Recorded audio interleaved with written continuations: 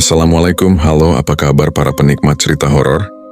Semoga selalu diberikan kesehatan, dilancarkan rezekinya, dan tetap selalu bersyukur apapun keadaannya.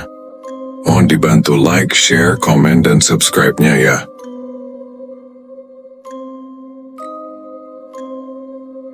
Di desa Gondosuli yang masih berkabut, Sugi yang masih termenung duduk di bawah sebuah pohon sambil memegang 3 batu.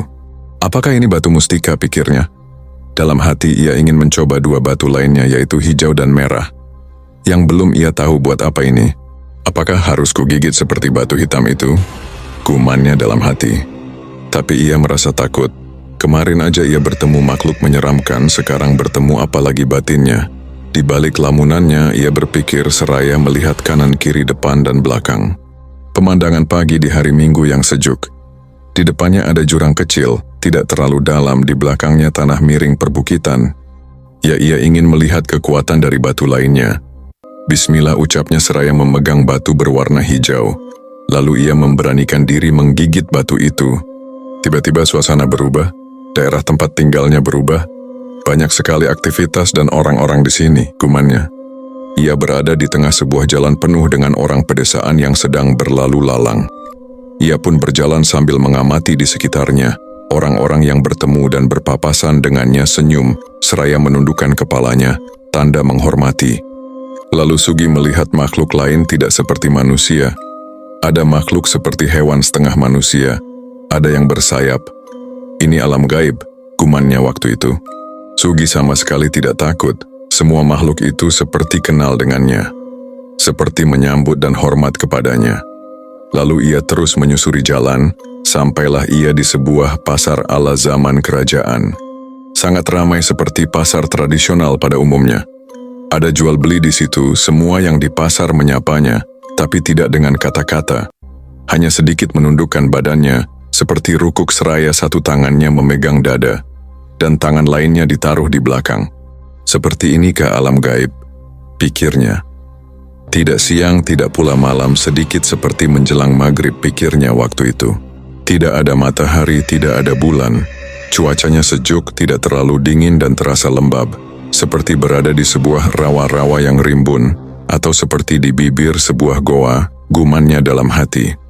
Setelah ia melewati pasar, dilihatnya jalan yang agak besar terbuat dari paving block tapi ukurannya agak besar, dan tekstur agak kasar.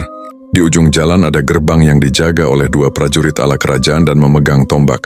Yang menyilap, perawakannya sangat gagah, tinggi besar. Kalau mau dibandingkan mungkin hampir setinggi pohon kelapa. Apakah di balik gerbang itu sebuah kerajaan? Batin Sugi. Sugi pun menghampiri prajurit tersebut dan bertanya, "Ada apa di balik gerbang itu, Om?" tanya Sugi. 2 prajurit itu tidak menjawab, hanya berlutut menghormati Sugi. Kenapa tidak ada yang menjawab? Batin Sugi. Sugi mendekati gerbang tersebut dan apa daya. Gerbang yang begitu tinggi dan besar itu tidak bergeming sedikit pun ia dorong. Berat, besar, dan tinggi. Sangat kokoh dengan ukiran khas. Mungkin kalau di dunia nyata tingginya seperti sutet. Atau lebih, pikirnya. Dengan rasa kecewa, Sugi tidak bisa melanjutkan perjalanannya karena terhalang gerbang tadi. Ia lalu kembali ke arah pasar yang baru ia lewati. Dia setengah berteriak kesal. Di sini ada nggak yang bisa bicara dengan manusia? Teriak Sugi. Tiba-tiba gempa terjadi. Para pedagang pada ketakutan, terdengar jerit panik ketakutan. Yang bersayap pada terbang. Yang berkaki hewan lari tunggang langgang. Ada yang hanya terpaku melihat Sugi seraya memegang tiang-tiang warung dagangannya karena gempa masih berlanjut. Angin datang sangat kencang, merobohkan warung-warung yang hanya terbuat dari kayu. "Sudah Tuan, hentikan!" Teriak salah seorang wanita muda berkebaya lusuh. Kedua tangannya memegang barang belanjaan. Ibu manusia? Tanya Sugi kepada wanita itu. Sesaat kemudian angin reda, gempa berhenti, para pedagang mengelus dada tanda bersyukur. Ibu tadi menatap Sugi, menunduk ketakutan seraya menggelengkan kepalanya tanda ia bukan manusia. Diperhatikannya dari bawah, wanita tersebut tampak utuh seperti manusia. Batinnya. Tapi ibu bisa bicara dengan saya? Tanya Sugi. Wanita itu manggut-manggut tanda membenarkan pertanyaan Sugi. Boleh saya ngobrol sama ibu? Di sini seperti semuanya nggak ada yang mau bicara dengan saya. Entah bisu atau mereka tidak mengerti bahasa saya. Iya Tuan, kalau gitu mampir ke gubuk saya. Tuan kita bisa ngobrol. Saya masih belanja, dan barang belanjaan saya lumayan banyak. Rumah saya agak jauh di atas Tuan. Setelah selesai berbelanja, wanita itu menaiki sebuah kereta kuda, seperti delman tanpa atap dipenuhi dagangannya. Ayo Tuan, naik. Ajak wanita itu. Setelah Sugi naik, mereka pun menuju rumah wanita itu. Sekitar 1 jam mereka pun sampai. Jauh juga batin Sugi. Terlihat rumah sederhana, berdinding papan beratap jerami. Sugi dipersilahkan masuk. Wanita itu ke dapur membuatkan minuman untuk Sugi. Sugi duduk di ruang tamu di kursi kayu seraya memperhatikan ruangan itu. Tidak ada apa-apa di rumah ini, hanya meja dan kursi, tidak ada foto, hiasan atau apapun, hanya meja lemari yang berisi gelas dan piring bermotif relief. Suami ibu mana? Tanya Sugi dari ruang tamu. Wanita itu muncul membawa segelas air putih hangat dan pisang rebus. Nggak ada Tuan, saya sendiri. Anak ibu? Gak punya Tuan. Jawab wanita itu. Oh iya Bu, saya mau tanya, ini alam gaib ya? Wanita itu menganggukkan kepalanya. Kenapa di pasar tidak ada yang mau berbicara dengan saya, Bu? Tanya Sugi, sambil meniup-niup pisang rebus di tangannya. Mereka nggak bisa Tuan. Maksudnya, nggak mampu berbicara dengan Tuan. Kok bisa gitu, Bu? Kalau saya jelaskan bisa lama Tuan. Yakin Tuan mau mendengarkan? Tuan sudah lama meninggalkan alam Tuan, takutnya nanti Tuan dikhawatirkan hilang dan dicari-cari. Gak apa-apa, Bu. Saya kesini masih pagi. Tadi ini juga hari Minggu di alam saya, jadi saya libur sekolah. Saya bisa di sini sampai sore. Oh iya, kata ibu mereka nggak mampu berbicara dengan saya. Apa sebabnya? Tuan pasti sudah mendengar bahwa di alam Tuan, jin sering disebut hantu. Sama seperti manusia, dari golongan jin yang bisa menggerakkan benda di alam nyata, itu sudah tergolong jin yang kuat. Pada umumnya mereka tidak bisa menyentuh benda berwujud di alam manusia. Untuk menggeser sebuah gelas saja di alam manusia itu adalah sesuatu yang luar biasa bagi golongan jin. Sugi masih tidak mengerti. Coba jelasin lebih detail, Bu. Intinya jin atau yang dikenal oleh manusia sebagai hantu itu memang bisa berubah wujud menjadi hewan atau orang yang sudah meninggal, sesuatu yang dibayangkan di benak jiwa manusia seperti kuntilanak dan lain-lain.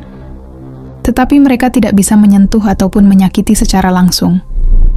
Mereka cuma menakuti dan menyesatkan manusia dengan kesyirikan, kemusyrikan, dan tipu daya mereka.